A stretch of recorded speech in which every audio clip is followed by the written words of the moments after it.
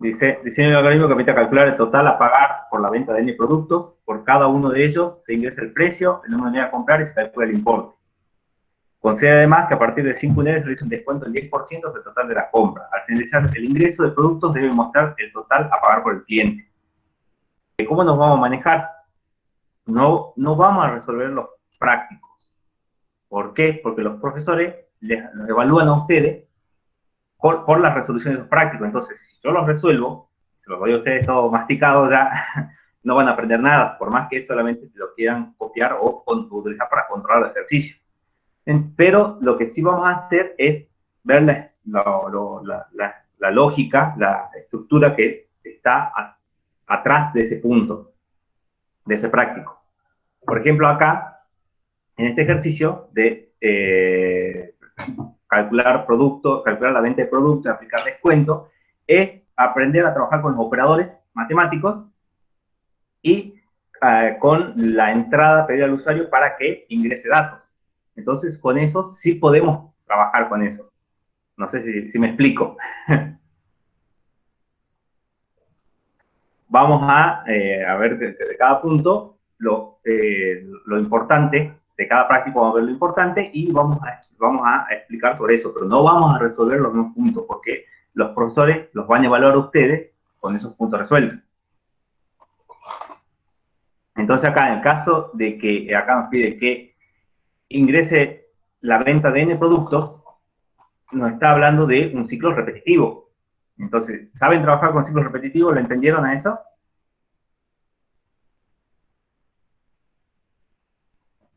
¿Cómo el consigno repetitivo?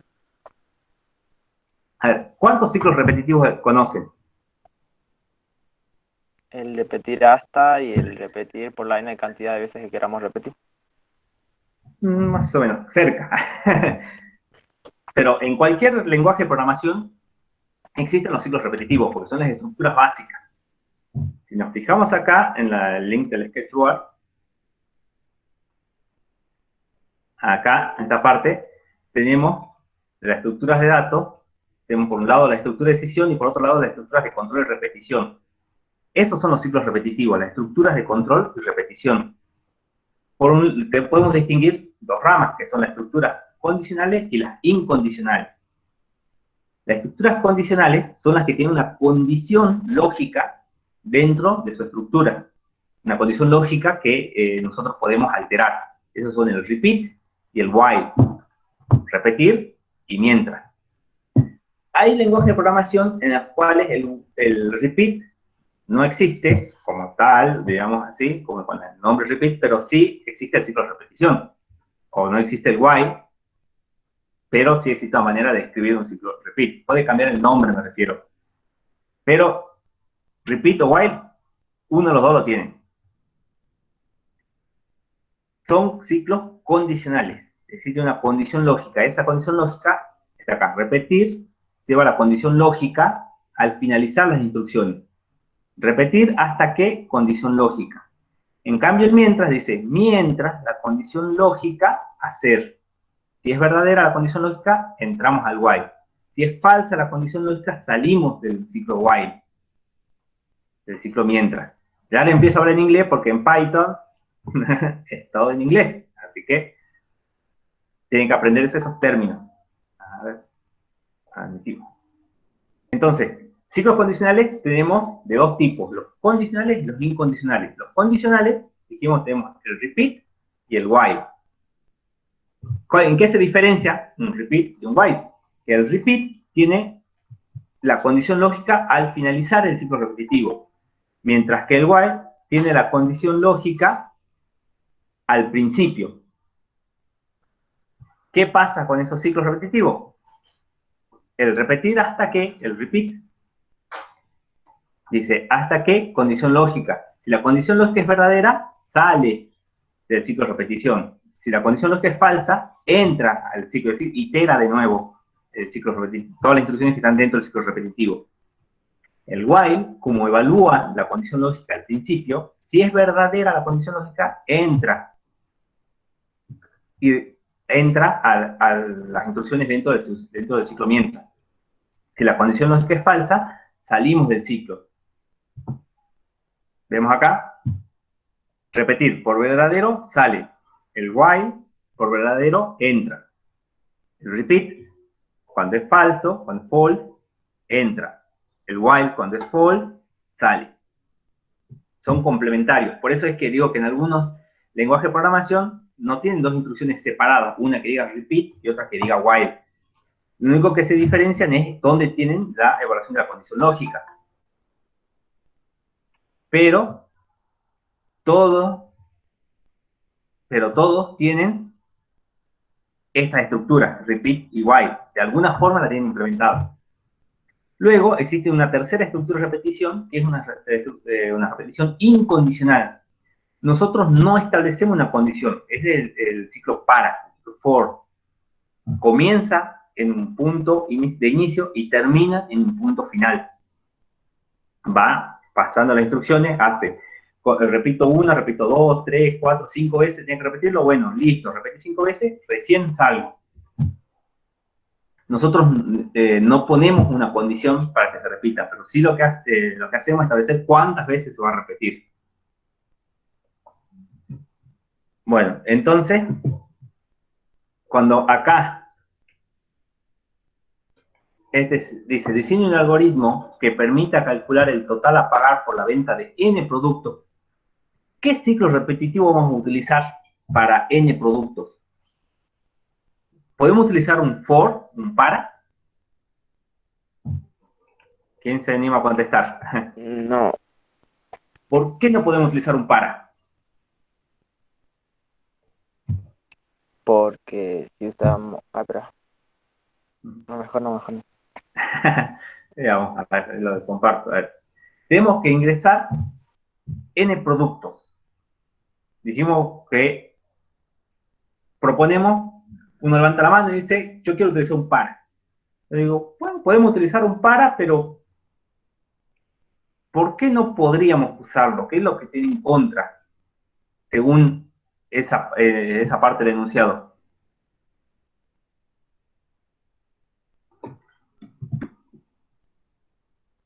Dice que nosotros, el ciclo para se va a repetir una determinada cantidad de veces. Eso es lo que dice acá, ciclo para. El ciclo for, no lo analicé acá. ¿Dónde lo analicé? Creo que en el otro. Ya se me quedó muy lejos el ejemplo. A ver si estaba acá. No, mejor no lo vamos a ver después al para cuando tengamos más, un poquito, sepamos un poquito más. Pero bueno, el ciclo para se ejecuta, no tiene una condición lógica, se ejecuta una determinada cantidad de veces. Significa que nosotros tenemos que saber de antemano cuántas veces se va a ejecutar el para. Por eso nos sirve bastante para hacer cálculo, para hacer operaciones matemáticas. Como nosotros dice que ingresan N productos, no sabemos cuánto vale N. N puede valer 10, puede valer 100, puede valer 0. Sabemos que va a ser un valor positivo, porque va a pagar N productos. Si N toma algún valor, tiene que ser por lo menos mayor que 0. No tomaría 0 porque si no, no estaría comprando nada, entonces no tendría sentido que estuviera en la caja. No pasaría por caja, si bueno, cuando entras al súper y no compras nada, uno pasa por la línea de caja y dices, no llevé nada, y salí. No, te vas por otro lado. Entonces, acá sabemos que estamos hablando de un ciclo condicional. Ahora, de ciclos condicionales conocemos dos tipos. El repeat y el while. ¿En qué se diferencia un repeat y un while? Es donde tiene la condición lógica, donde evalúan. El repeat evalúa al finalizar. Es decir, que las instrucciones dentro de un repeat siempre se ejecutan al menos una vez. Mientras que las instrucciones dentro de un while puede ser que nunca se ejecuten. Profe, entonces iría un sí entonces. Un sí entonces es una estructura, está desde el otro lado, están las estructuras de decisión. Esas nos sirven para decir si hacemos algo o no hacemos algo. Acá nosotros sabemos que tenemos que hacer algo. Acá, según el enunciado, dice que tenemos que calcular el total a pagar por N productos. Ya sabemos que vamos a pagar algo. Ya no hay que decidir antes ahí. Ya estamos en el momento. Entonces, usaríamos el while. Podemos usar un while o podemos usar un repeat. ¿Cuál conviene usar? Eso depende de cómo pensemos nosotros. Lo que sí tenemos que saber es esto, saber diferenciar cuándo utilizar un repeat y cuándo utilizar un while. Acá, que sabiendo que el repeat se ejecuta siempre al menos una vez y que el while puede ser que nunca se ejecute. Las instrucciones dentro de un while puede ser que nunca se ejecuten, mientras que las instrucciones dentro de un repeat siempre se van a ejecutar al menos una vez. Entonces, eso es lo que tenemos que saber para decidir cómo vamos a trabajar con los N productos. Si nosotros, el total a pagar de los N productos, porque va a ingresar un producto, le vamos a sumar, va a ingresar otro producto, sumamos, ingresamos el otro producto, sumamos, ingresa el otro producto, y así se va acumulando el total del ticket. Si nosotros determinamos que ese ciclo puede ser que nunca se ejecute, vamos a utilizar un while. Si nosotros determinamos que por lo menos una vez se va a ejecutar, vamos a utilizar un repeat. Y, te digo, eso depende de cómo uno lo piense. ¿Por qué? Porque el repeat y el while son complementarios. Yo puedo transformar un repeat en un while o un while en un repeat, jugando con mi condición lógica, haciendo una complementación, una negación de la condición lógica. Digo, no es tan simple como solamente negar la condición lógica, pero es algo así. Vos jugás con la condición lógica, negás, le pones el complemento de la condición lógica y podés transformar un repeat en un while o while en un repeat. Así que acá, decidir qué usar, si un repeat o un while, es como uno mejor lo vea. ¿Sabes por qué? Puede venir otro, no, yo lo veo y simplemente me cambio una instrucción y ya se lo transforma. Y funciona para las dos maneras, funciona lo mismo. Lo único que nos permitirá para decidir si es mejor colocar un while o un repeat es hablar de los conceptos de eficacia y eficiencia de un algoritmo. Eso ya lo vieron en teoría también. Las medidas para determinar la eficacia y la eficiencia de un programa. Vamos, por lo menos qué es la eficiencia y qué es la eficacia de un programa. Quiere decir que todos los programas tienen que ser eficaces, es decir, tienen que solucionar, todos los algoritmos, perdón, tienen que solucionar su problema. Y la eficiencia es eficiencia en tiempo y eficiencia en espacio. Es decir, qué tan rápido lo hacen y qué tanto espacio lo ocupan. El espacio sería el que ocupan en la memoria RAM, o en la memoria, o el disco rígido, diríamos. Porque el programa está pasivamente, está en el disco rígido, pero una vez que está corriendo, está dentro de la memoria RAM y dentro del micro, bueno.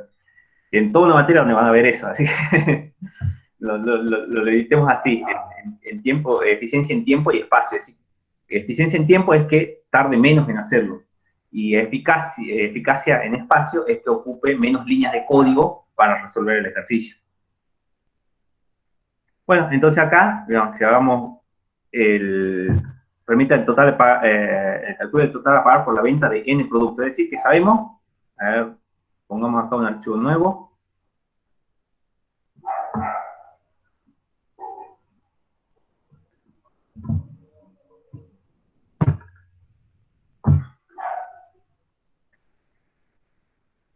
Sabemos que va a ingresar N productos. Este sería un ciclo for, porque vamos a repetir 10 veces algo.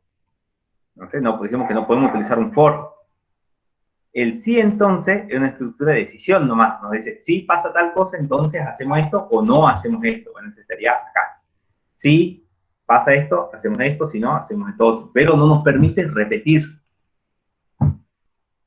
Esta tenemos. Repetir hasta qué. Fíjense que acá no hay una estructura. Repetir hasta qué es repetir hasta qué. Pero, como está planteado acá, funciona como un while. Repetir hasta que suceda tal cosa. Y lo evalúa al principio. Es decir, que este es un ciclo while. ¿Qué vamos a repetir? Ingrese el valor del artículo, por ejemplo, y tenemos la respuesta. Ahí lo va a quedar almacenado dentro de respuesta. ¿Qué vamos a ocupar? Una variable.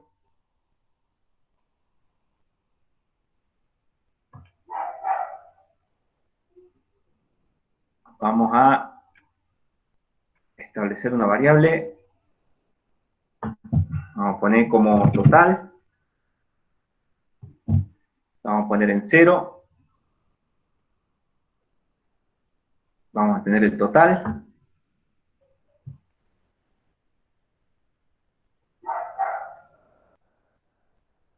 Y vamos a establecer total A, lo que vale, acá está, lo que vale total más la respuesta del usuario. Entonces, ahí vamos a poner que el valor de nuestra variable total va a ser lo que ya valía total más la respuesta. Fíjense que acá estamos utilizando una variable y le asignamos lo que vale esa misma variable más otro valor variable. Eso es lo que se llama un acumulador. Un acumulador es otra cosa que una variable que se suma, que se llama a sí misma y se le suma otro valor, que puede ser también una variable.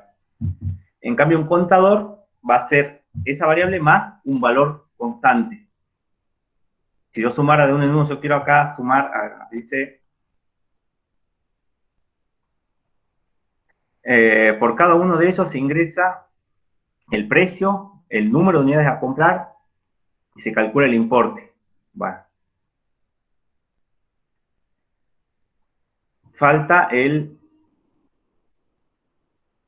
¿dónde está? Pregunta. A ver, está. Cantidad de artículos. Y las variables.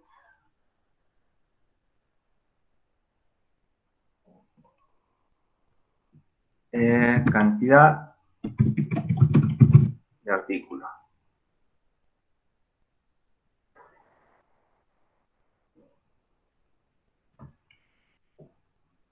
Bueno, sí, bueno, lo dejo en 0.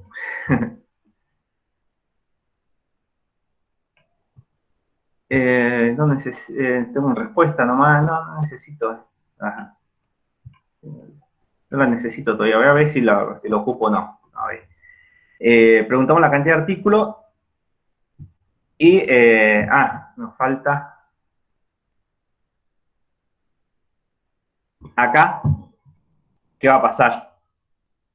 Esto solamente le pedimos que ingrese el valor del artículo. Y nosotros ya lo sumamos al total, pero no le preguntamos la cantidad de artículos primero. Porque ya esto es si el valor del artículo vale 10, yo ya estoy sumando 10 al total, me va a complicar para hacer el cálculo. Pero primero tendría que preguntar cuántos artículos estás llevando y luego recién el valor del artículo. ¿Dónde está? Establecer el valor del artículo A. ¿Dónde está? Sensor, respuesta. Ahí está.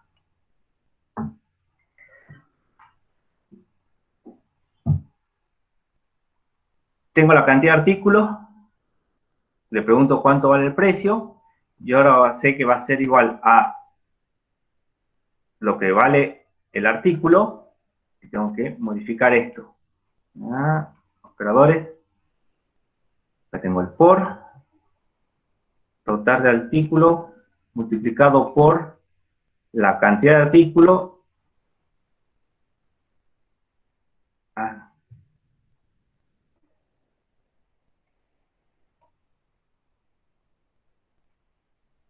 Y tengo que sumar.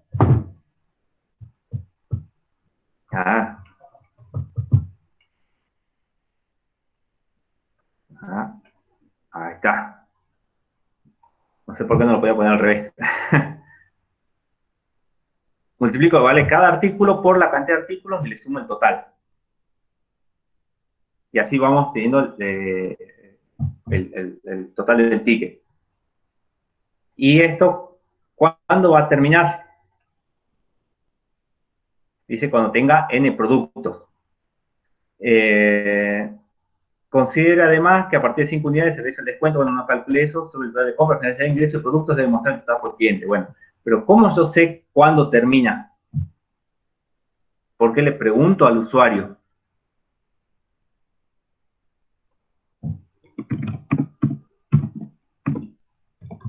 Puede preguntar, ¿hay más artículos? O puedo preguntar, sigo.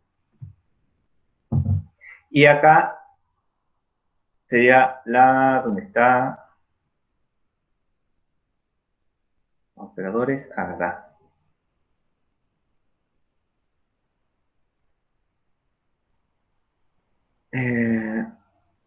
Hasta que respuesta sea igual, ¿dónde está?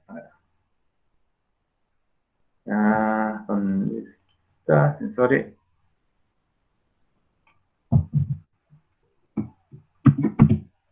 Sea igual a no.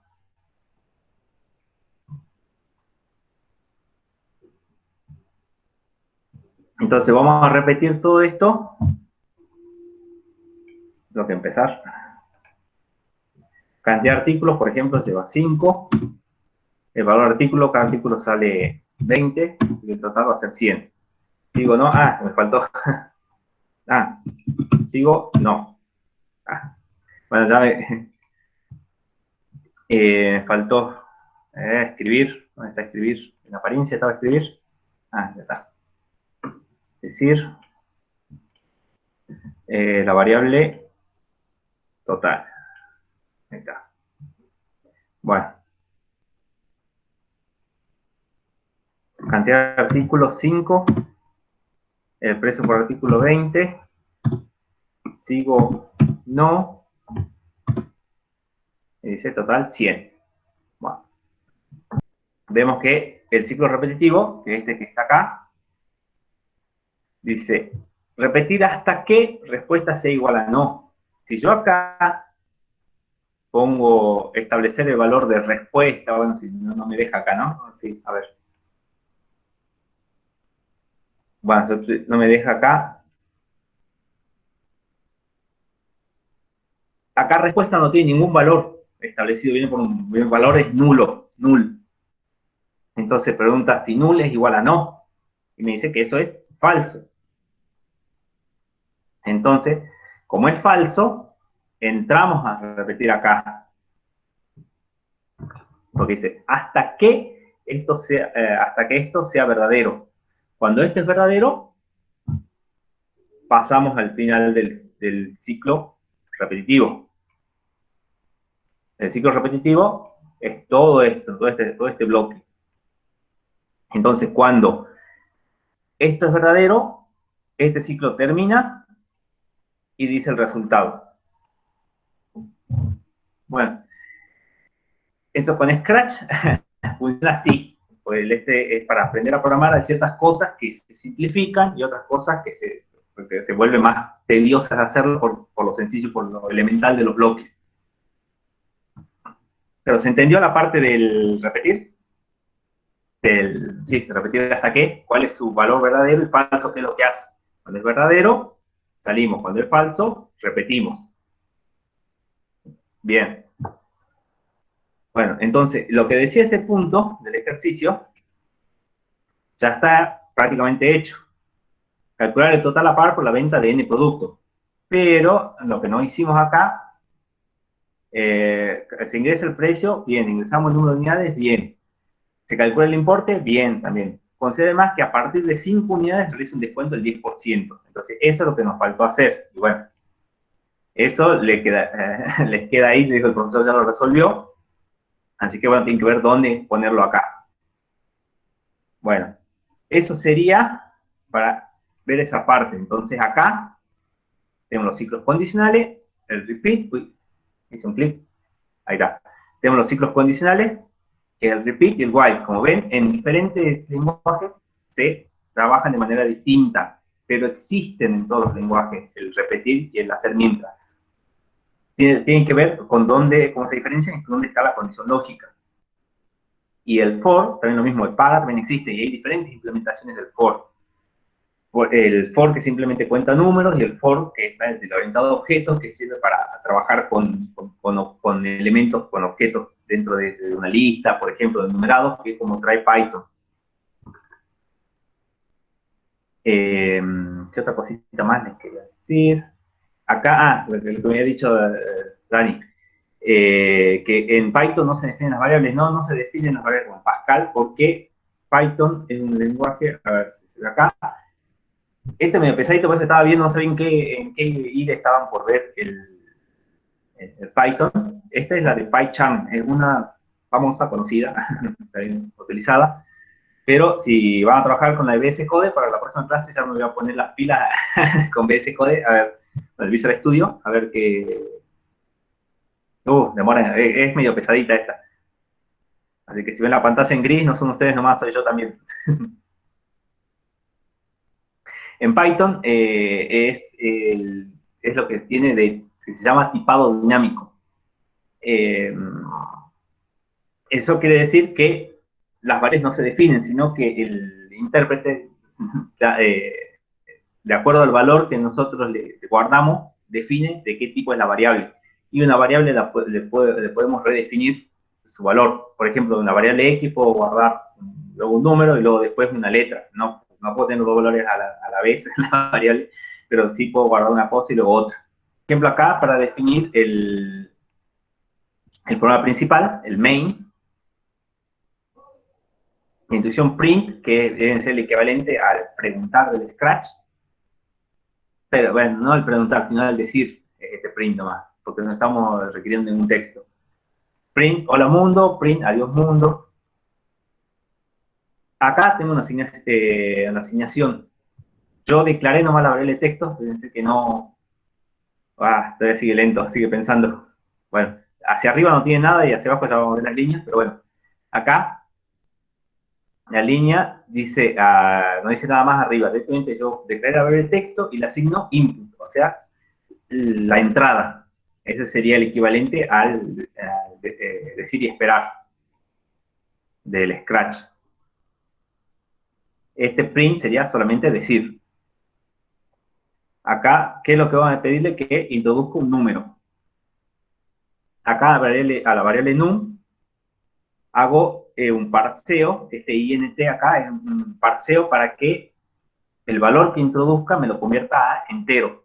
Existen diferentes parseos, puedo convertirlo a flotante, puedo convertirlo a quad. Es para convertir un tipo de dato en otro, eso significa el parseo. Entonces eso me va a permitir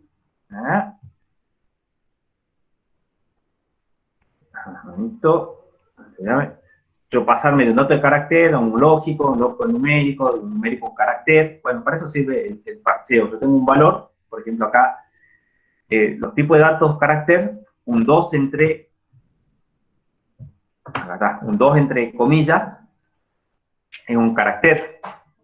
Pero si yo les digo, yo tengo el 2 en carácter y yo quiero tener el 2 numérico, ¿para qué le voy a pedir al usuario que ingrese en otro valor si no lo tengo guardado como carácter? Entonces yo a ese valor carácter, le hago un parseo a int para convertirlo en entero, o le hago un parseo a float para convertirlo en real.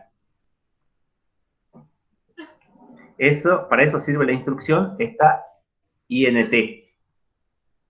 Me lo convierte a entero. Yo agarro input, entonces un número, porque el usuario ingresa un carácter. Por más que ingrese un 5, un 7, un 9, es un carácter.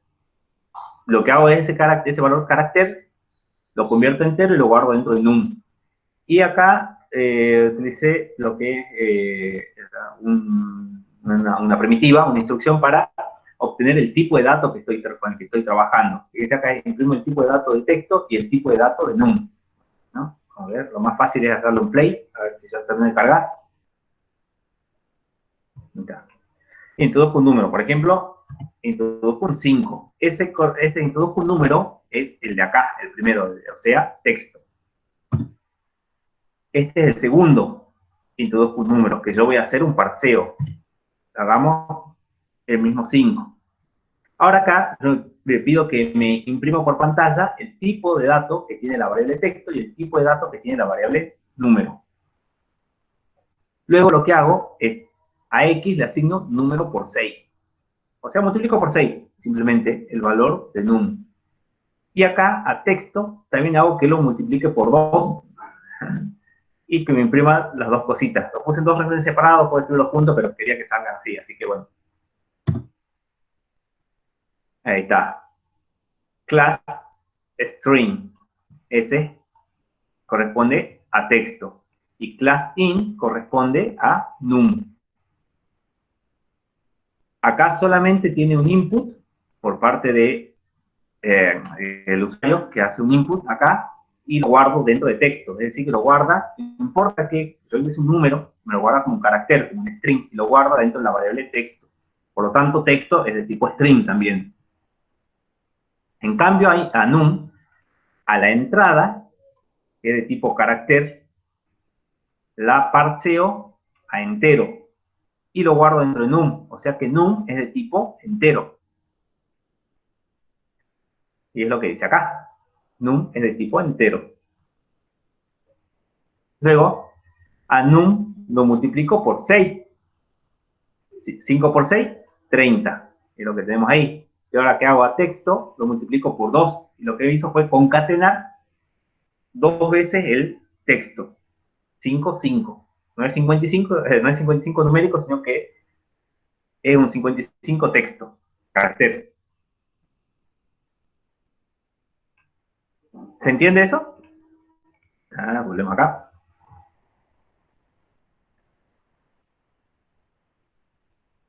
Sí, Dani, una cadena de caracteres es mayor o menor que otra, pues de acuerdo al valor de carácter que tiene cada letra. Y verdadero es mayor que falso también, porque verdadero es 1 y falso es 0. Esto creo que lo estaba por acá. Uy. A ver. Acá lo expliqué el año pasado.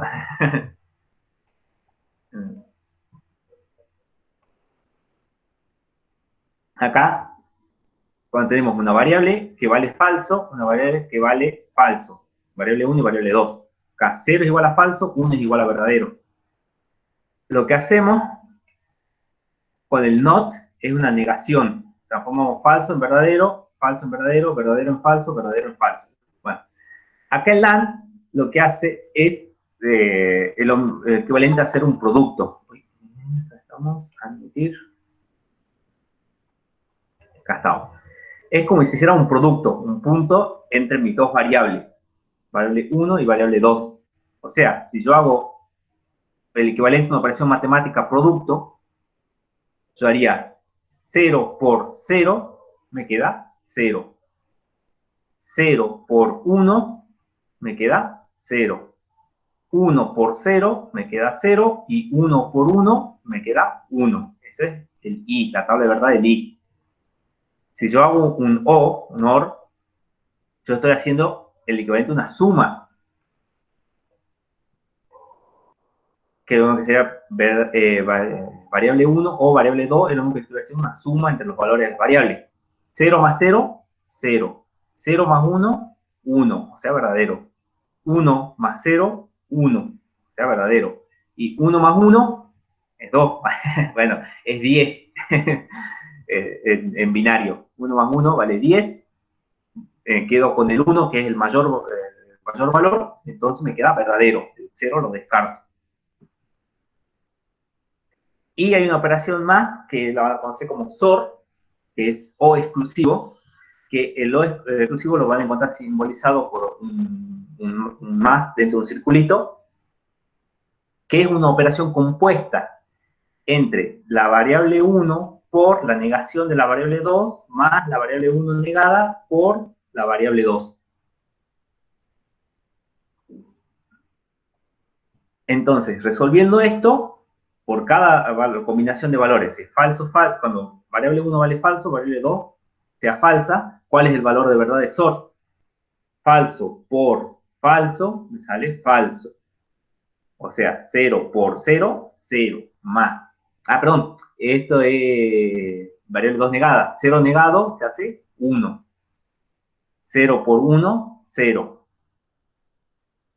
Variable 1 vale 0, negado 1. 1 por 0 me queda 0. 0 más 0 me queda 0. Es falsa.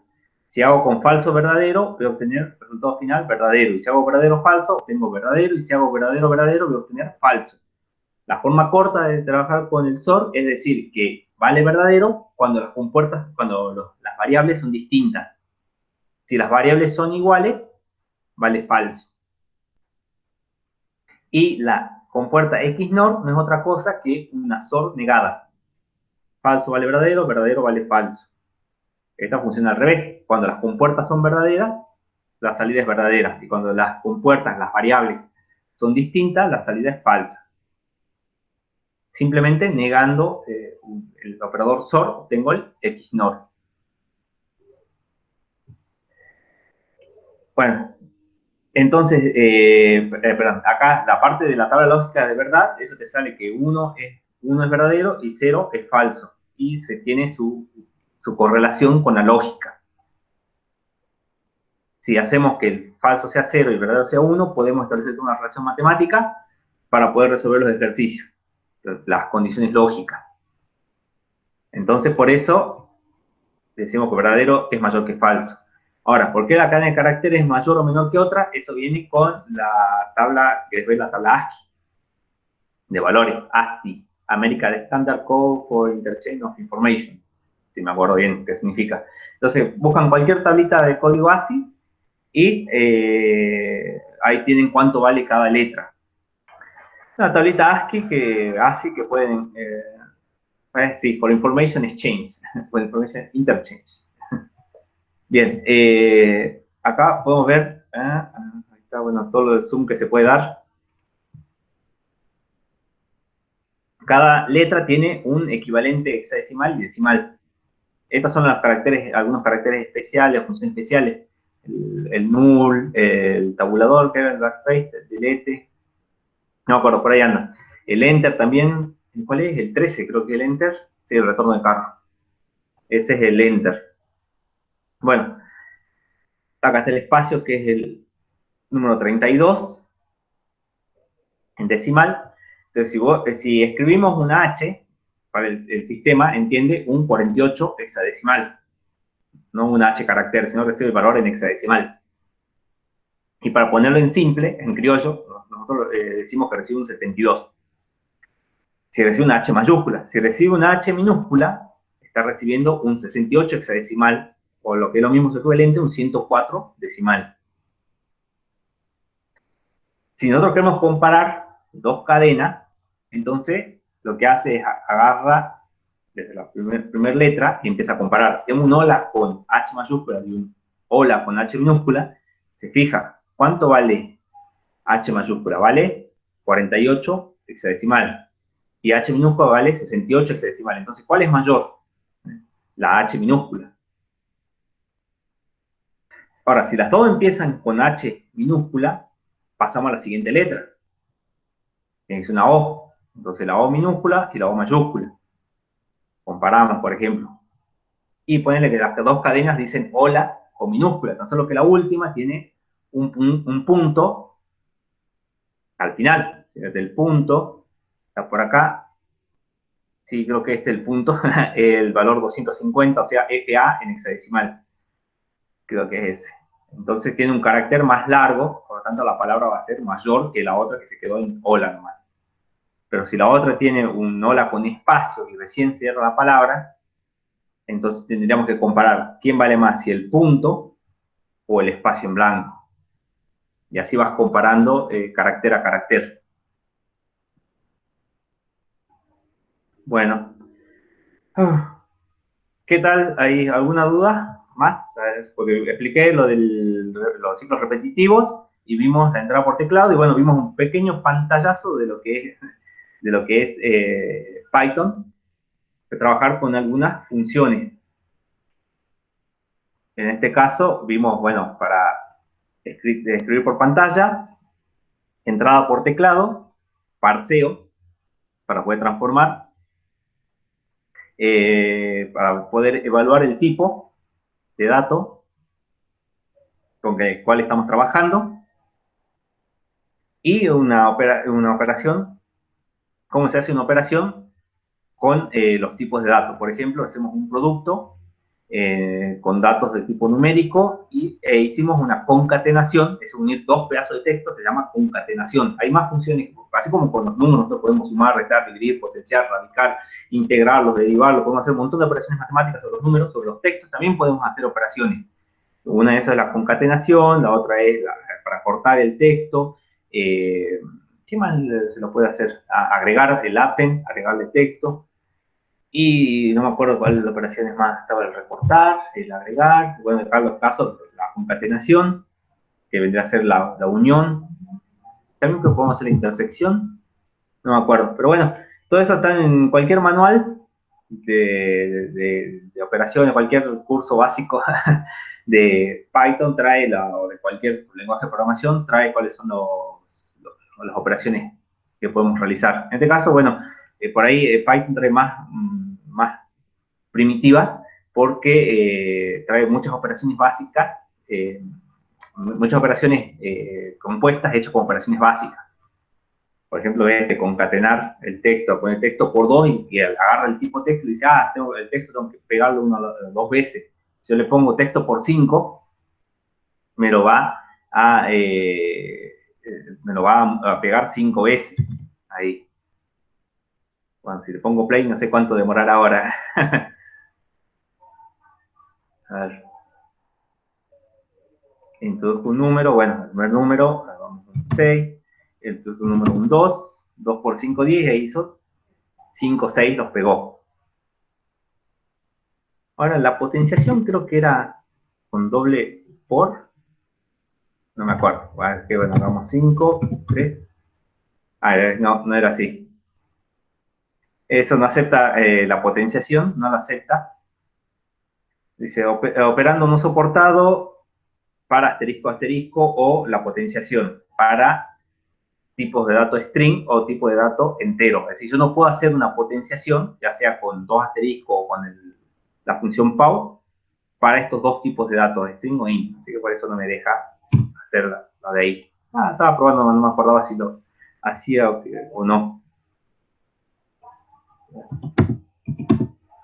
5 por 24 por 6 por 4, 24 y pegó 5, 5.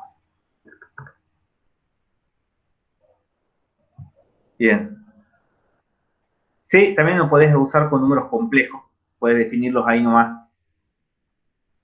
Creo que tenía... no, perdón. Bueno, puedes definir así, asignándole cualquier dato, entonces podemos ir trabajando acá. Súbete acá. Si yo hago que x, ahora utilizo eso, sea igual, ¿cómo lo hago? 5 más 3i, creo que eso lo tomaba como complejo.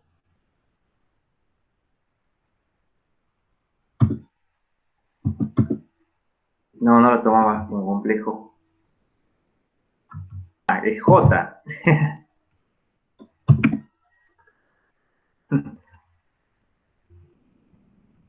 Ahí está. 5 y 3, igual 4. Ve ahí, a x primero tenía el valor entero. Hizo 4 por 6, 24.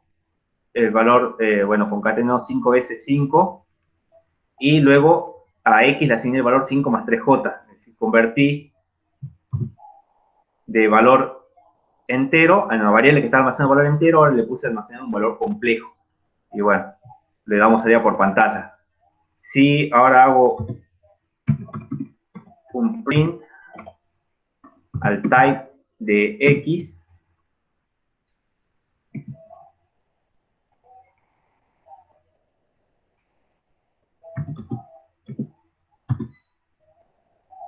¿ves? Cambió. X tenía, ahí está, X tenía clase int de tipo entero y ahora tiene clase complejo. Una misma variable la cambié de tipo, simplemente con una asignación. No se olviden de ver acá este machetito. Está siempre disponible. Cuando digo, no necesitan que yo esté en línea para poder verlo. Si tienen alguna duda quieren que les explique esto, lo vemos al repaso. Sobre todo teoría. Si no entendieron bien la teoría, acá le doy una ayudita más para que puedan entender qué es una variable, las propiedades que tiene. Pues son preguntas teóricas, el profesor les puede mandar cuando hagan los parciales, y son cosas simples que por ahí uno no, que son los subprocesos, tienen parámetros, qué es un parámetro, qué tipo de parámetros existen. Este es para la segunda parte, cuando vean procedimientos y funciones. Bueno, tiene un pequeño resumen para que puedan ubicarse.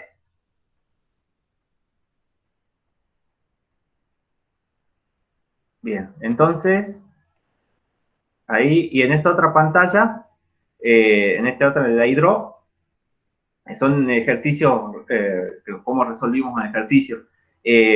Por ahí les sirve para ver qué se hizo, si logran entenderlo, o me preguntan, bueno, acá el caso vimos acá como la tabla de verdad, cómo se resolvían las funciones. Y bueno, esta era la parte de acá del año pasado que vieron Pascal.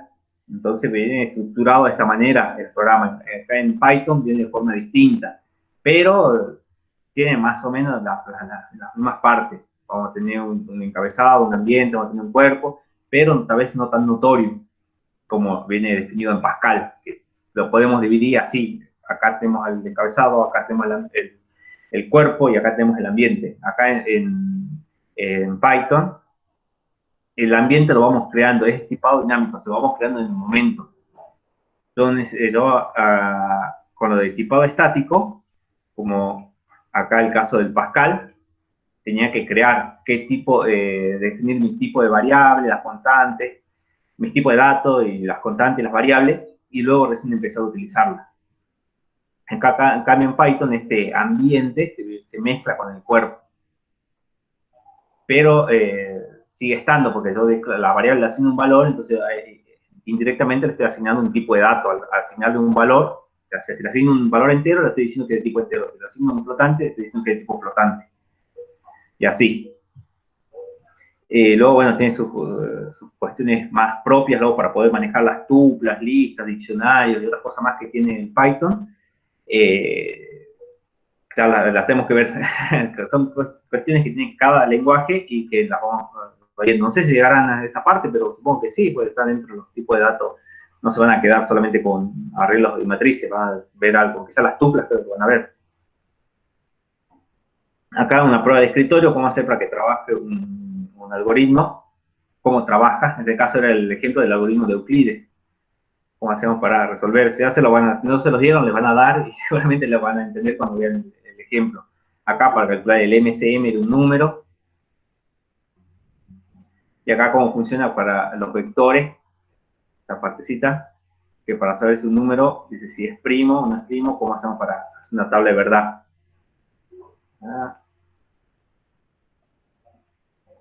Por ejemplo, un programita para calcular el factorial de un número. Acá tiene la tabla, la prueba de escritorio. Y este para convertir un número a binario, cómo hacíamos para hacer con divisiones sucesivas, cómo tenemos que hacer para leerlo. Y bueno, esto lo van a ver para los que hagan técnicas, lo van a ver ahí. Por ejemplo, imprimir y contar los múltiplos de 3 hasta que un número que sea ingresado por teclado. Ahí tienen todo el ejemplo. Y más acá abajo, ya cuando vemos procedimientos y funciones, acá, cuando veamos procedimientos y funciones, cómo hacen la jerarquía de módulos y cómo trabajo en la prueba de escritorio con módulos. Es bastantito los ejemplos. Y bueno, más o menos están explicados, así que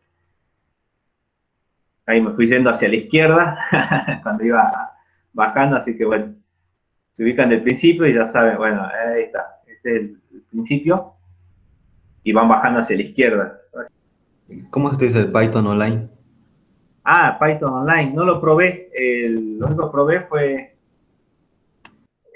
un poquito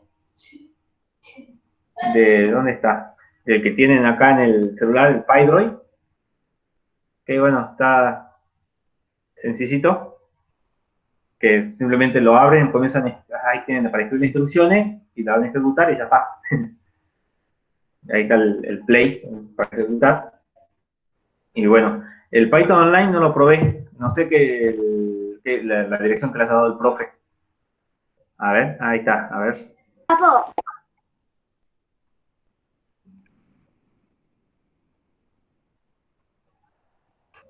Veamos. Ah, bueno, es lo mismo. Ya tiene listo. A ver, hello world. Si copio lo de acá.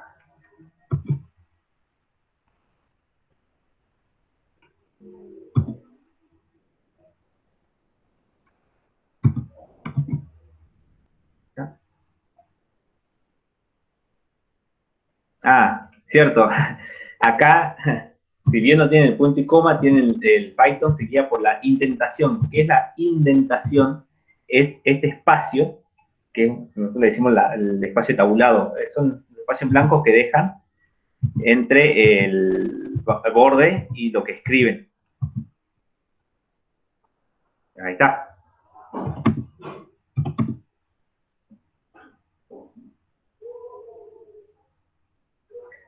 Bueno, entonces, por ejemplo, pues si cuando tengan que escribir un if, lo que sea, tienen que dejar una indentación para indicar que esto pertenece al if, o lo mismo que hagan ciclos repetitivos y otro más, que pertenecen, esto estoy diciendo que pertenece a esta estructura.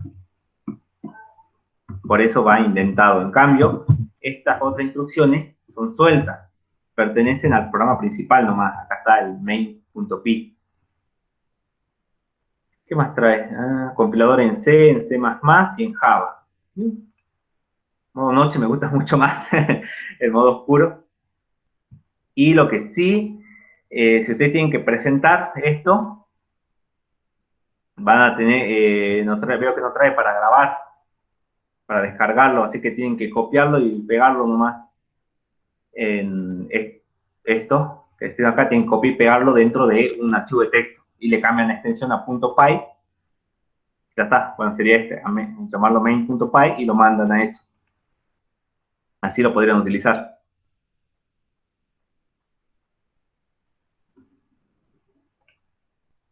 Listo, gracias Dani. Y bueno, entonces, eso sería todo por hoy. Veo un poco para conocer, a ver qué tal, en qué nivel andaban. Y para que vean que tienen dudas. Como el primer práctico nomás de Python, no, a esto sí me lo habían pasado.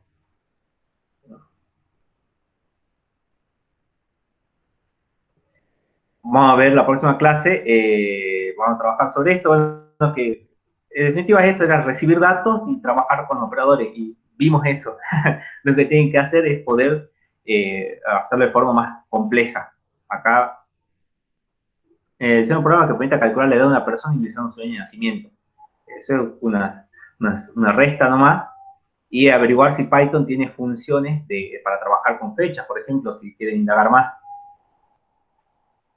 Dado los catetos de un triángulo rectángulo, calcular su hipotenusa. Un cálculo matemático. Diseñar un programa que permita calcular el índice de la masa corporal de una persona. El índice de una masa corporal es el peso dividido la altura al cuadrado. ¿Me acuerdo bien? Sí. El peso dividido la altura al cuadrado. Tenemos que pedir esos dos datos y mostrarlo por pantalla. El resultado. Operamos matemáticamente eso y lo mostramos por pantalla. Ya saben, bueno, que cuando quieran trabajar con los datos, que el usuario ingresa eso, al ingresar el dato, ingresa como un carácter. Entonces, si nosotros queremos trabajar con el número y no con el carácter, tenemos que hacerle un parseo. No se olviden. Porque si no, les va a pasar los de acá. Yo ingreso un número, lo multiplico, y si yo ingreso un texto y lo multiplico, me lo concatena en vez de darme el resultado. Por eso digo, esas eran todo lo que es el TP de Python.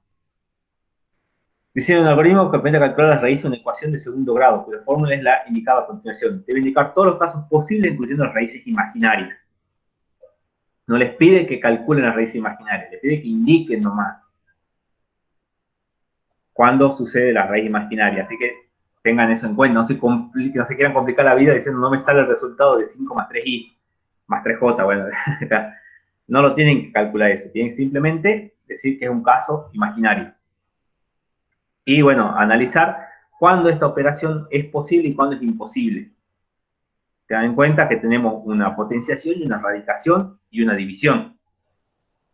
¿Cuándo una división es imposible de hacer?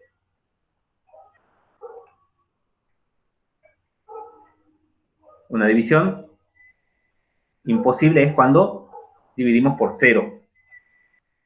Entonces, en este caso, tenemos que tener en cuenta que acá si hay un 0. ¿Y cuándo una potenciación es imposible? En ningún caso, siempre es posible potenciar algo. Ahora, ¿una radicación siempre es posible? ¿O cuándo? En este caso, cuando lo que esté dentro de esa radicación, el resultado de todo eso nos dé un número negativo, porque la radicación es par. Exactamente. No, es imposible obtener la raíz par de un número negativo. Entonces, bueno, una consideración a tener en cuenta. Ahí está. Con discriminantes negativos también eso sería la parte correcta, que sería en el caso cuando el discriminante sea mayor que 0, cuando el discriminante sea igual a 0, perdón, sí, bueno, si el discriminante sea igual a 0, el discriminante sea menor a 0. Son 3 casos. Ahora, el discriminante no es otra cosa que, no tengo raíz cuadrada.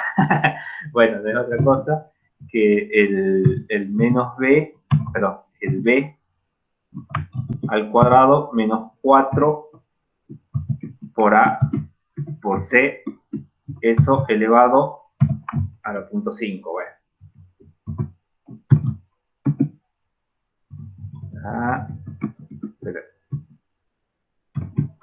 Ahí está. Entonces, ese es el discriminante. Es la parte solamente que va hasta acá dentro de la raíz, b al cuadrado menos 4 por a por c. Entonces calcula el valor del discriminante y tiene los casos para analizar. ¿Por qué cuando es igual a 0? Porque tiene un caso particular, que cuando es igual a 0 el discriminante, cuando es mayor que 0, las raíces son complejas y diferentes. Cuando es igual a 0, las raíces son iguales. Perdón, las raíces son reales. Cuando es mayor que 0, las raíces son reales y diferentes. Cuando es igual a 0, las raíces son iguales. Y cuando es menor que a 0, tenemos raíces complejas. Entonces, bueno, acá las raíces, cuando el discriminante es menor que 0, las raíces son reales y distintas. Es decir, no tienen el mismo valor. Sí puedo tener dos raíces positivas, una raíz positiva y una negativa, dos negativas. Eso depende de los valores de A, B, C. El discriminante igual a 0, en cambio x1 y x2 valen el mismo valor. Es decir, que yo puedo calcular uno y lo duplico y ya está. Y cuando es menor que 0, obtengo raíces complejas. Bueno, esa es la formulita para el discriminante, que simplemente lo que va dentro de la raíz. Acá puse raíz de elevado a la punto 5 porque es la raíz de un medio. 1 sobre 2. Porque acá tengo la raíz cuadrada. El 2 viene a ser el denominador y el 1 el numerador. Acá es raíz cuadrada, sale el 2 sobre 2.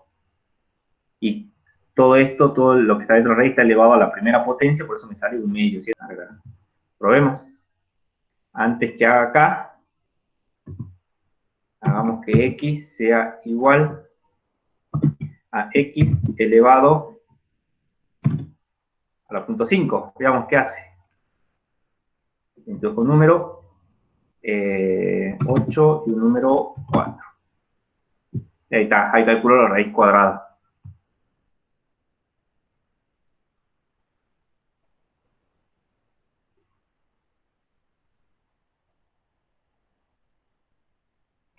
Si calculo, a ver, ¿qué hace?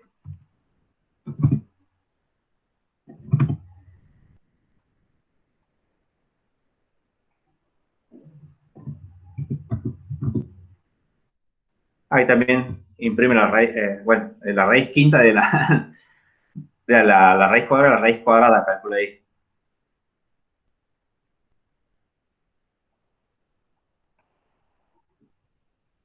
Y veamos si acepta.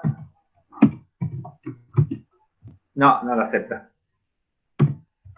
No acepta la función. Tengo que utilizar la librería mat, capaz. A ver.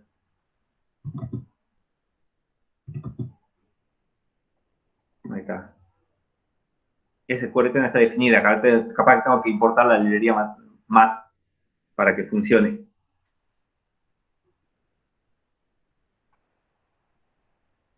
Así que bueno, ahí tienen un ejemplo de cómo utilizarlo. Bueno, eso sería todo, chicos.